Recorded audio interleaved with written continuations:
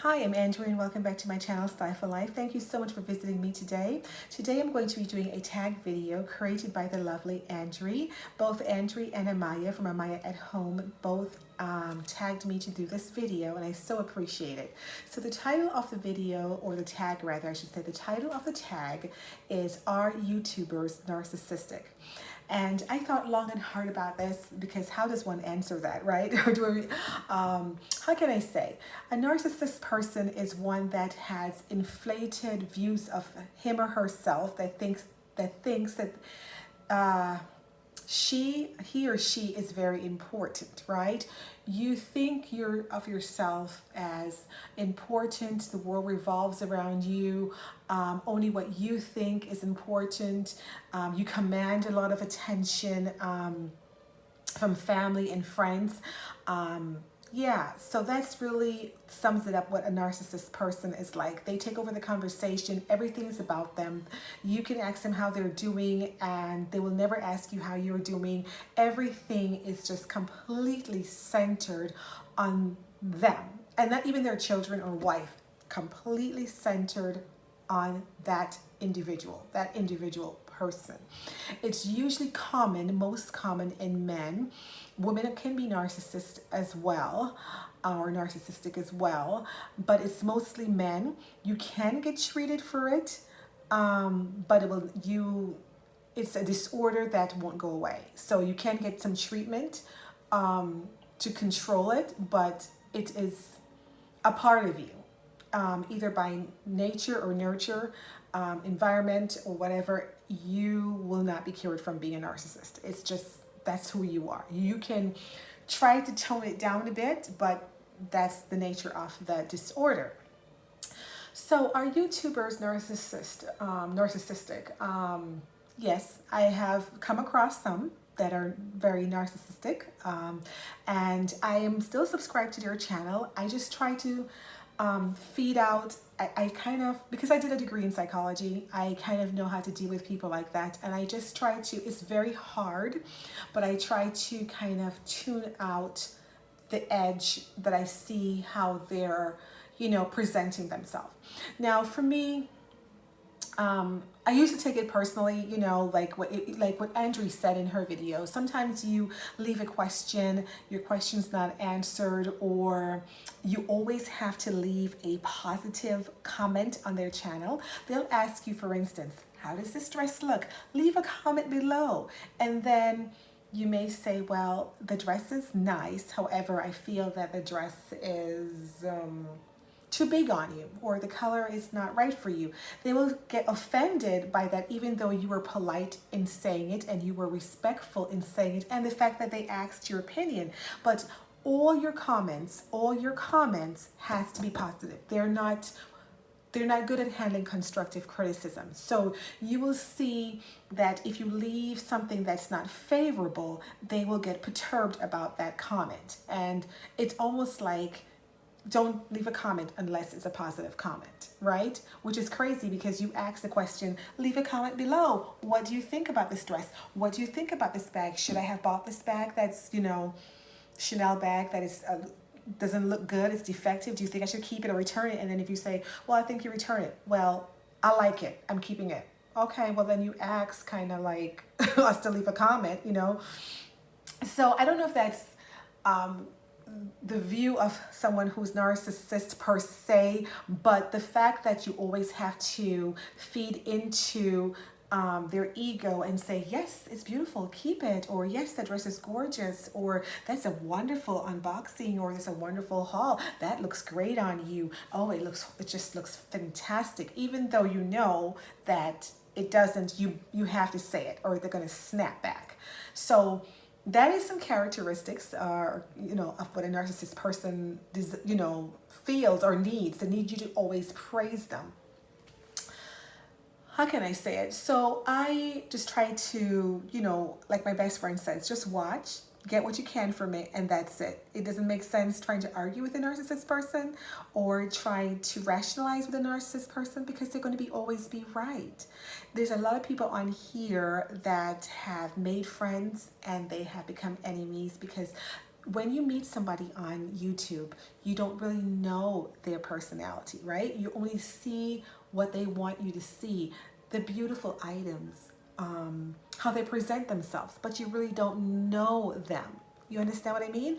So you just have to know how to deal with them in a positive way. Always be kind, always be gracious, and it's, you know, if you don't feel like feeding into that narcissist personality, then just don't leave a comment, period. And that's what I've learned to do. I'm not going to leave a comment because I'm not going to lie to you and tell you to keep that defective bag, because if I do, you're going to snap back and you ask for us to leave a comment, yet when people do, you don't, you know, you're not open to it. And then Andri had mentioned, I believe, that, you know, you would ask people that the ones that have the higher subscribers, you know, the bigger influencers, so to speak, you would ask them a question and they won't answer your question because they're doing a review on something. That's why they're doing a review, you know, to review the bag or the merchandise or whatever. And so you may have a question because they're paid by the company to review this bag or unbox this item. And you may have a question like, can this bag fit a phone, you know, iPhone 10 Max? They won't answer your question, but if you leave a message saying, how dear, you know, why didn't you answer my question? That was kind of rude. They answer that. They answer your follow-up. Somehow they see that, you know, they don't see the fact that you were being nice to ask the initial question. So I'm sure a lot of other people have taken a different take on this tag, but there are some people also, they want you to come and visit their channel constantly. They'll never come by and visit your channel. They'll, you know, and my best friend and I were talking about this because she does etiquette. She has an etiquette school. And so on IG, she'll support other people that are doing, etiquette workshops, and she'll support them. She'll go to their events. And yet when she has one, they're too busy. They can't go by, they can't visit her, go by her event, or go to her event, I should say. And so that, I don't know if that is selfish or narcissistic per se, but it all, you know, it's little characteristics here that intertwine to make someone narcissist, or narcissistic rather, I should say. This is just a hobby, and most people should take it as a hobby unless you're a big influencer. So you can't really take it really seriously. You know what I mean? You just have to just ignore people like that. Now, so that's one aspect of it. Another aspect of it is that I don't tell a lot of people that I have a luxury YouTube channel, because sometimes they may feel that I'm a narcissist or I'm narcissistic for having a luxury YouTube channel. Like, how dare I spend $4,000, $5,000, $6,000 on a bag? Why can't I go buy a bag? They may think that all these unboxings I'm showing off. So to them, I would look narcissistic, because they don't understand that this is a luxury channel and that you're not showing off. It's a community of people that have luxury items, and they like to share it with people of same mindset, right? So when I go on to, you know, Mel in Melbourne, and she's unboxing, you know, the latest Hermes Kelly, she's not showing off. She's basically showing you what she bought, and you appreciate that because you are into luxury and you like to look at that, maybe to get ideas, to get the pricing, to get the color, you know, that nature. So when we unbox, all of us, Andri, me, Amaya at home, Pink Butterfly Girl 411, all of us, Be Fabulous with me, Irene, when we unbox our fabulous, beautiful items, we are not showing off. We are basically showing you what it looks like. And some people like myself, I don't have a luxury store here where I live, so I like to see the unboxings. I have wonderful essays that every season they ship me different things from each of the fashion houses, and I choose what I want and I send them back. But I love to see the unboxing so I can actually see what it looks like. You know, they describe it, how many, you know, credit cards can hold in it, or is it good quality, is it lambskin, caviar, and I could call up my essay and say, hey, I just saw this on YouTube or IG or whatever, I would like to get that, can you send that to me? So other people on the outside looking in can assume that you are show-offy or you're being narcissist because you're constantly unboxing or constantly talking about a luxury item, and they don't understand that it is a luxury community, and that's what we do. We collect handbags or SLGs or watches or whatever, and somebody else could be collecting stamps or dolls or what do people collect these days? I'm not sure. Golf clubs, I don't know. You know, everybody has something that they passionate about and they really, really like. So this is my thing, you know what I mean?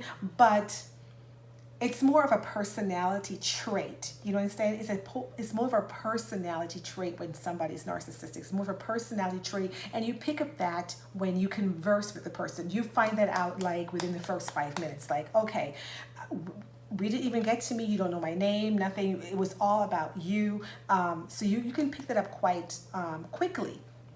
So just to deal with that person, you have to go into the mindset knowing that that is a disorder, not take it personally, and just deal with that person accordingly. Keep the conversations short and sweet, and that's it. Keep the conversation short and sweet, and try to veer the conversation away from the person. Sometimes that's very hard to do because it's a trait, right? That is very hard to get that person to come out of that trait.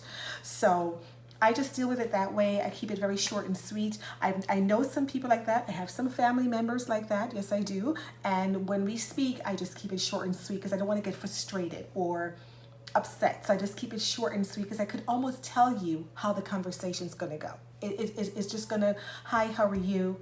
How are the kids? And then everything else. And they're asking that question not because they want to know how you are doing or how your kids are doing.